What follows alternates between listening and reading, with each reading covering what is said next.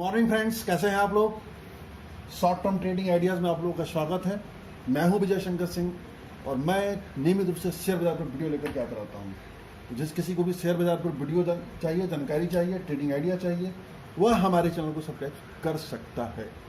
तो मित्रों, आज जिस विषय पर चर्चा करना चाहता हूँ वो विषय यह है कि वर्तमान में जो माहौल है, जिस तरीके से मार्केट में पिछले कुछ दिनों में तेजी आई है, मेरा अपना मानना है मित्रों कि शॉर्ट टर्म जो पॉइंट ऑफ व्यू से जो मैंने पोजीशन बनाए होंगे उसमें आंशिक तौर पे प्रॉफिट बुकिंग करनी चाहिए। क्योंकि मेरा अपना मत है मित्रों कि जब भी शॉर्ट टर्म में महीने 2 महीने के दौरान इंडेक्स तेजी से भाग जाता है तो संभावना हो जाती है कि वो पुनः नीचे आएगा। एक अनुमान के मुताबिक जैसे मैं बताऊं मित्रों कि मार्केट का जो है 17 से लेकर के 20% के बीच में जो है सालाना बढ़ने की दर होती है एनुअली। और यदि ये रेशियो शॉर्ट टर्म में आ जाए, 2 महीने, 3 महीने, 1 महीने या इसके औसत से अधिक रिटर्न आ जाए, रनअप देते हुए, तो हमें प्रॉफिट बुक करनी शुरुआत कर देनी चाहिए।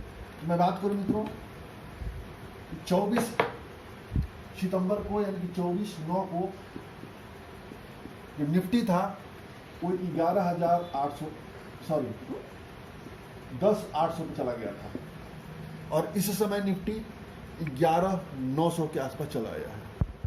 11,914 ये फ्राइडे के दिन निफ्टी का लेवल है। और यदि आप 24 तारीख से लेकर के 10 अक्टूबर तक का यदि आप टाइम देखिए, 10 क्या बल्कि 9 अक्टूबर फ्राइडे के दिन, तो 11,900 से 11 देखिए 1100 निफ्टी पॉइंट बढ़ चुका है। ये 15 से 20 दिन के अंदर हुआ है। और 15 से 20 दिन के दौरान लगभग 10% निफ्टी भाग चुका है। ये जो इसका औसत है जो 17 से लेकर के 20% के बीच में, उस औसत से ज्यादा है। कहां साल भर में 17 से 20%, कहां एक महीने में 10%, तो ये ज्यादा है। यहां पर हमें आंशिक प्रॉफिट बुक कर लेना चाहिए। और एक और चीज हो सकता हो कि निफ्टी यहां से बढ़ते हुए 12,000 का लेवल भी टच कर जाए। कितना है, 300 पॉइंट बचा हुआ है, एक झटका मारेगा 12,000 का लेवल टच कर जाएगा। लेकिन मित्रों, जब मार्केट में गिरावट आती है, मार्केट बोल के नहीं गिरता है। न तो व्यक्ति अपने उच्चतम स्तर पर बेच सकता है, न सबसे निम्नतम स्तर पे खरीदारी कर सकता है। इसलिए जैसे जैसे प्रॉफिट हो, जैसे जैसे लेवल आता जाए, उसके मुताबिक ट्रेडिंग स्ट्रेटजी बनानी चाहिए। तो 10% की तेजी निफ्टी में आंशिक प्रॉफिट बुक कर लेना चाहिए। और बुक करने के पीछे कारण है, आप देखिए कुछ जो निफ्टी के स्टॉक्स हैं, उन स्टॉक्स की हम बात करें 24 सितंबर से लेकर के अब तक का, तो यदि आप रिलायंस इंडस्ट्री की बात करिए, आरआईएल की बात करिए, तो आरआईएल जो है आज की डेट में 2233 पे चल रहा है और उस दिन कितना था, 2181। रिटर्न कितना हुआ, इसका रिटर्न कभी हुआ, मुश्किल से 50 रुपये हुआ। 50 पॉइंट ऑफ देखें तो मुश्किल से 2 से लेकर 3% का रिटर्न हुआ। दूसरा हैवी वेट बात करें, टीसीएस की बात करिए। टीसीएस जो था फ्राइडे के दिन 2814 पे था। 24 तारीख को कितने पे था, 2332 पे था। कितना रिटर्न हुआ देखिए, 500 रिटर्न हुआ रुपये में। और परसेंटेज के साथ देखेंगे 20%। तीसरा, यदि हिंदुस्तान यूनिलीवर की बात करिए, HUL, तो फ्राइडे के दिन ये 2138 पे था और उस दिन 2060 पे था, यानी 70 रुपया बढ़ा है। 70 रुपये के साथ देखा जाए तो 3.5% रहा है। चौथा बात करिए, HDFC बैंक की बात करिए, तो फ्राइडे के दिन 1235 पे था, उससे पहले 1030 पे था। यानी 200 रुपए की बढ़ोतरी सीधे सीधे लगभग 20%। पांचवा, इन्फोसिस की बात करिए। इन्फोसिस की बात करिए 1160 पे था, वो कितना था 975, 140 रुपया बढ़ा है। 140 रुपया देखेंगे तो सीधे सीधे लगभग 14% से ऊपर का रिटर्न है। छठा, HDFC जो होम लोन बनाने वाली कंपनी है, ये 1957 पे था। 22 तारीख 24 सितंबर को किस डेट पे था ये? 1636 पे था। यानी फिर 300 रुपया वृद्धि, लगभग 20%। सातवां, ICICI बैंक की बात करिए। ICICI बैंक की बात करेंगे तो ये 401 था, उस दिन 363 था, यानी ये भी 40 रुपए के लोग बढ़ चुका है, 10%। आठवां, कोटक बैंक की बात करिए। 1320, 1246, ये भी लगभग 80 रुपया बढ़ा है। परसेंटेज के हिसाब से देखेंगे लोग 6 से 7% के आसपास बढ़ा है।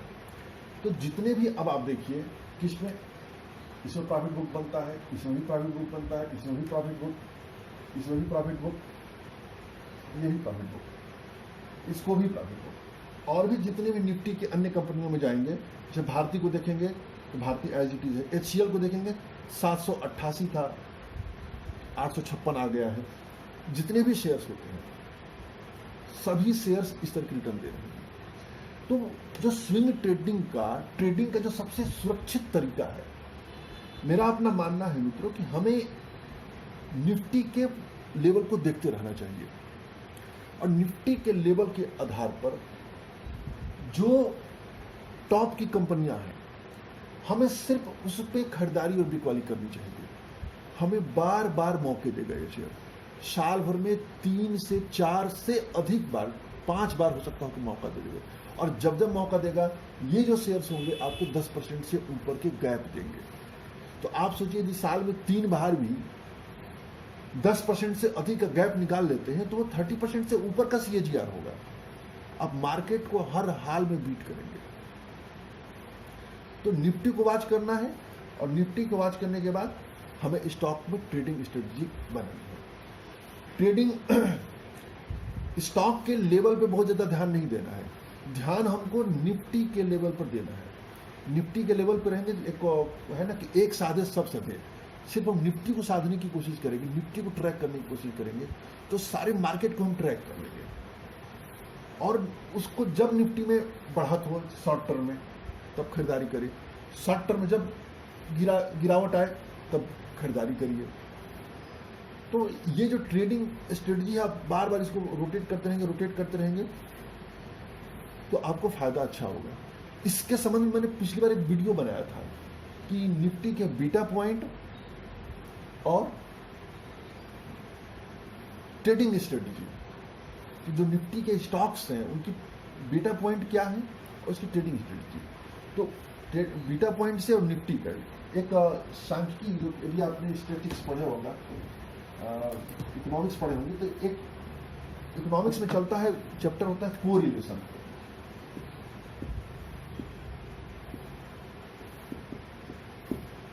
कोरिलेशन, एक दूसरे से सहसंबंध। तो निफ्टी और स्टॉक में सहसंबंध होता है। जब निफ्टी ऊपर जाता है तो ये स्टॉक भी ऊपर जाते हैं, जब निफ्टी नीचे जाता है तो स्टॉक भी नीचे जाते हैं। लेकिन इन जाने के बीच में गैप होता है। यदि निफ्टी 1% ऊपर होता है तो स्टॉक सामान्यतया 1.5 से लेकर के 2% ऊपर होता है। और निफ्टी यदि 1% निगेटिव होता है, नीचे बंद होता है 1%, तो ये भी 1.5 से लेकर के 2% तक डाउन जाते हैं।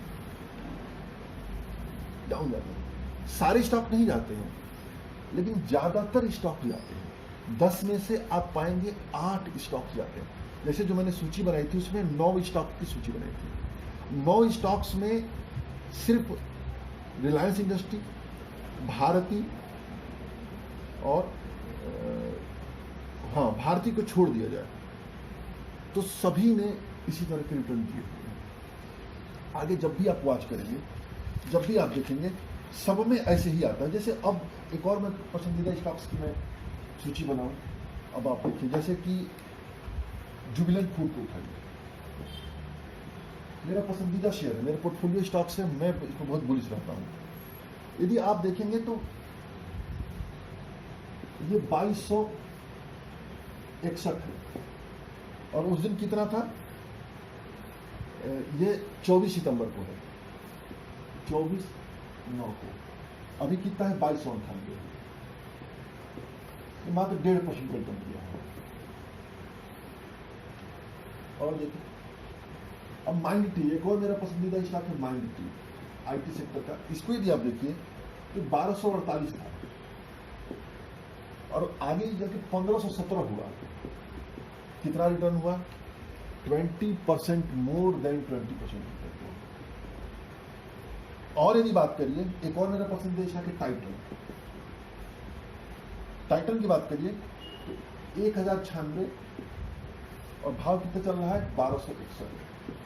ये भी देखिए लगभग 150 रुपया बढ़ गया, ये भी 15% से ऊपर इतना है। तो हमें क्या करना है कि हमें अपने पसंद के स्टॉक चुनने हैं और उस स्टॉक्स में वो पसंद के स्टॉक फंडामेंटली स्ट्रांग शेयर होने चाहिए, कमजोर शेयर नहीं, स्ट्रांग शेयर होने चाहिए। और उसको निफ्टी के लेवल को देखते हुए खरीदारी और बिक्री करनी चाहिए। आपको 10 में से 8 बार ऐसे मौके मिलेंगे जो इस तरह के रिटर्न आएंगे, 10 में से 8 बार। 100% कोई भी सिस्टम काम नहीं करता। यदि आप 80% भी अपने काम में सफल हो गए तो बेहतरीन वेल्थ क्रिएट कर लेंगे ट्रेडिंग के लिए। तो वॉच करिए, निफ्टी जो है 10,800 से 11,914 आ चुका है, 10% की तेजी आ चुकी है।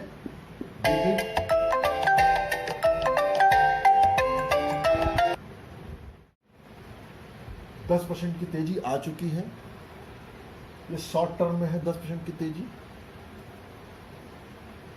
यहां पर आंशिक रूप से करना चाहिए। जरूरी नहीं है कि, गारंटी नहीं है कि यहां से मार्केट नीचे जाएगा, मार्केट ऊपर भी जा सकता है। निफ्टी 12,000 के लेवल भी टच कर सकती है, लेकिन हम यदि बार बार प्रोसेस करते रहेंगे तो हमेशा हम वेल्थ क्रिएट करेंगे। तो उम्मीद है मित्र वीडियो पसंद आया होगा। कोई क्वेरी हो, कोई प्रश्न हो तो जरूर पूछिए। जय हिंद, जय भारत।